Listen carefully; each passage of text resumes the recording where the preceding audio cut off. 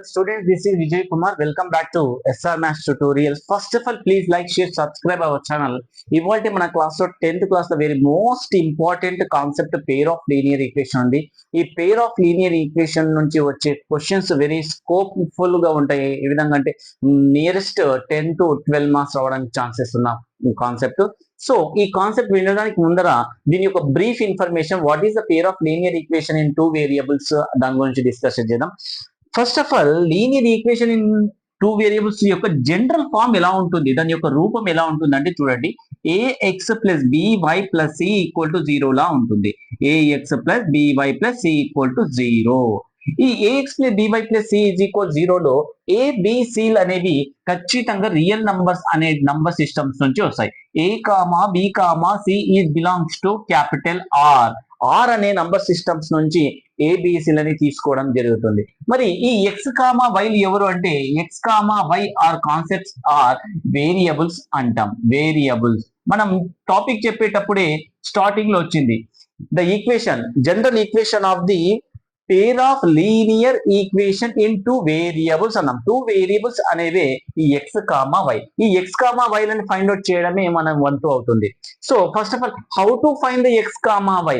How to find the x comma y అంటే minimum మనకి two variables లో ఉండేటువంటి టూ ఈక్వేషన్స్ ఉంటేనే మనకు ఛాన్స్ ఉంటుందమ్మా. For example, one more equation ని నేను a x plus b y plus c equal to 0 అనుకున్నట్లయితే ఈ రెండు ఈక్వేషన్ సాల్వ్ చేయడం కొద్దిగా ఇబ్బంది అవుతుంది. బికాస్ ఆఫ్ ఎక్స్ యొక్క కోఎఫిషియెంట్స్, ఎక్స్ కి ముందర ఉన్న వాటిని కోఎఫిషియెంట్స్, వై కి ముందర ఉన్న వాటిని వై కోఎఫిషియెంట్స్ అని అంటుంటాము.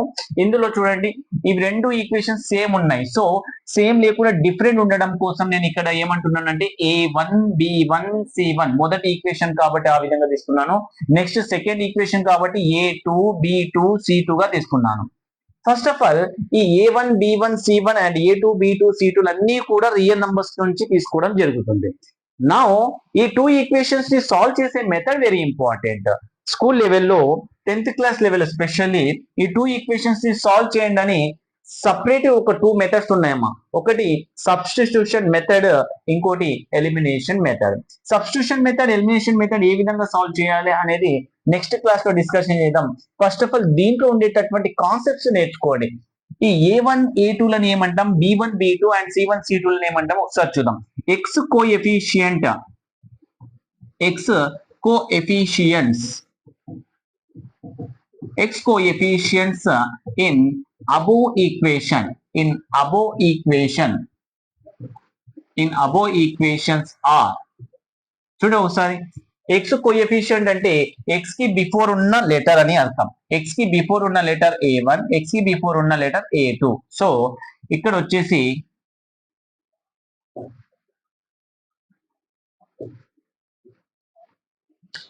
x కి కోఎఫిషియన్స్ వచ్చేసి a1 అండ్ a2 గా ఉన్నాయి. చూడండి, టూ ఈక్వేషన్స్ లో ఎక్స్ కి బిఫోర్ ఉన్న టర్మ్స్ ని ఎక్స్ కోఎఫిషియన్స్ అంటాం. యాస్టీస్ గా y కి ముందర ఉన్న వాటిని y కోఎఫిషియన్స్ అంటాం.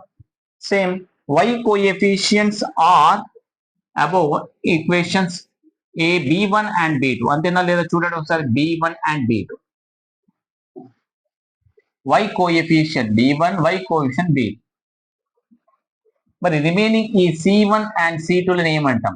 ఇక్కడ ఈ c1 కామా c2 దగ్గర ఒక్క కాన్సెప్ట్ కూడా లేదు. చూడండి, ఎక్స్ లేదు, వై లేదు. సో వాటిని ఏమంటున్నాం అంటే కాన్స్టాంట్స్ అంటాం. Constants, constants of above equations.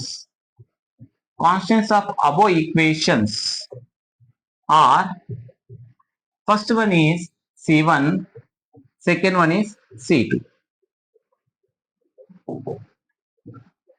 C2. A1 B1 are x coefficients, B1 B2 are y coefficients and C1 C2 are not x y variables అమ్మా. x లేదు, y లేదు అంటే x y లేనటువంటి టర్మ్స్ ని మనం కాన్స్టాంట్స్ అంటాము. ఇవి మనకి బ్రీఫ్ గా ఉన్న ఇన్ఫర్మేషన్. వీటిని ఎలా సాల్వ్ చేయాలనేది వెరీ ఇంపార్టెంట్.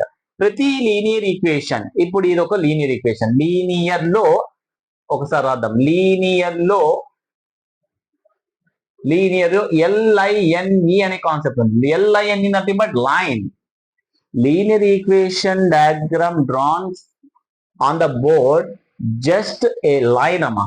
లీనియర్ ఈక్వేషన్ యొక్క డయాగ్రామ్ మన బోర్డు మీద కానీ ఎక్కడైనా డ్రా చేయాలంటే అది ఖచ్చితంగా ఒక లైన్ ని ఫామ్ చేస్తుంది. సో ఈ x plus b y plus c model ఉండేటటువంటి ప్రతి కాన్సెప్ట్, ప్రతి గ్రాఫ్, ప్రతి రీప్రజెంటేషన్ ఆఫ్ డయాగ్రామ్ ఒక లైన్ ని ఫామ్ చేస్తుంది.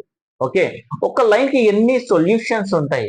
ఎన్ని సొల్యూషన్స్ ఉన్నాయంటే ఒక లైన్ పైన నంబర్ ఆఫ్ పాయింట్స్ చెప్పగలిగినట్లయితే అన్ని సొల్యూషన్స్ ఉంటాయి. ఎన్ని పాయింట్స్ ఉంటాయమ్మా ఒక లైన్ పైన? ఒక లైన్ పైన ఒక పాయింట్ ఉంటుందా, 2 పాయింట్స్ ఉంటుందా? Number of points is equal to అనే నంబర్ లైన్. ఒక లైన్ పైన ఎన్ని నంబర్స్ ఉంటాయి, ఎన్ని పాయింట్స్ ఉంటాయి అంటే infinite many points are there. ఒక లైన్ పైన నంబర్ ఆఫ్ పాయింట్స్ అనేవి ఇన్ఫైనైట్ మెనీ పాయింట్స్ ఉంటాయి. సో ఇన్ఫైనైట్ మెనీ పాయింట్స్ ద్వారా మూవ్ అయ్యేటటువంటి ఈ లైన్ కి ఎన్ని సొల్యూషన్స్ ఉంటాయి అంటే ఇన్ఫైనైట్ మెనీ సొల్యూషన్స్ ఉంటాయి. ఎన్ని జీరోస్ ఉంటాయి అంటే infinite many solutions, infinite many zeros ఉంటాయి. ఎన్ని రూట్స్ ఉంటాయి అంటే infinite many roots are there. So final గా ఒక linear equation in 2 variables equation కి ఎన్ని సొల్యూషన్స్, ఎన్ని రూట్స్, ఎన్ని జీరోస్ ఉన్నాయంటే ఖచ్చితంగా ఇన్ఫైనైట్ మెనీ సొల్యూషన్స్ ఉంటాయని చెప్తాం. సో మనం లీనియర్ ఈక్వేషన్స్ ని సాల్వ్ చేసేటప్పుడు ఆల్మోస్ట్ ఆల్ 2 లైన్స్ ఈ విధంగా ఫామ్ అయినాయి అనుకోండి.